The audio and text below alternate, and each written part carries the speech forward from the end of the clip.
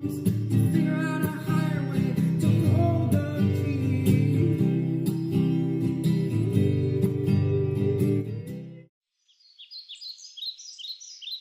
With a spoon and a jar of chocolate, I could conquer the world. So, Jessalynn, I'm curious, what is your pro-hippie mission? My pro-hippie mission is to inspire people to live up to their fullest potential. And I do that with chocolate. I really like to hold intentional chocolate circles where it's kind of got a ceremonial aspect to it, but I don't like to be too serious because chocolate isn't that serious of a situation, you know? So I'm wondering, do you have a new world vision you'd like to share with us? In the Willy Wonka movie, how there was like a river of chocolate. And so if I could make that a reality sometime in the future, that'd be great. But until then, I'd prefer to work towards growing all my own food, feeding that to other people, to be able to have clean, freshly come up from the earth water for everyone to drink, and tree houses.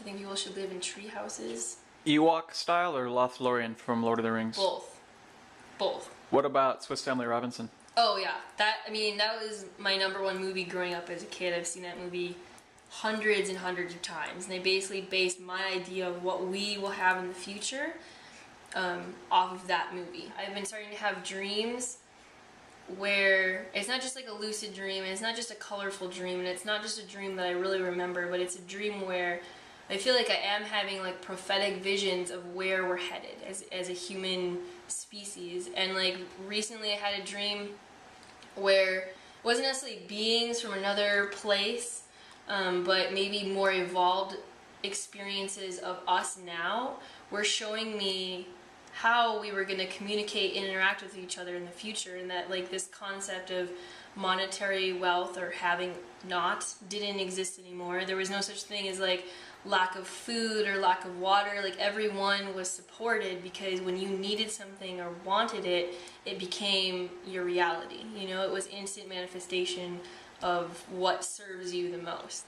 These entities, these energetic entities of like source energy were basically showing me how to move beyond the physical now, the third dimension, and to use the ability to see all that is around us, not just like this knife and this counter and like I'm here and you're there, but like everything that's there, all of the energetic beings that are with us all the time, all of the energetic frequencies that make up this knife or make up this counter, and to have the ability to put all those together in my mind. So say I wanted this knife to be like 4 inches longer, and I could just, you know, tap into the frequency that was, or I wanted fresh water for our house, and I could just, you know, like it was it sounds crazy, and it felt crazy when I woke up, but it was really a showing me of how to do that. Could you share a pivotal hippie experience? In 2008, I went on a journey around the whole United States,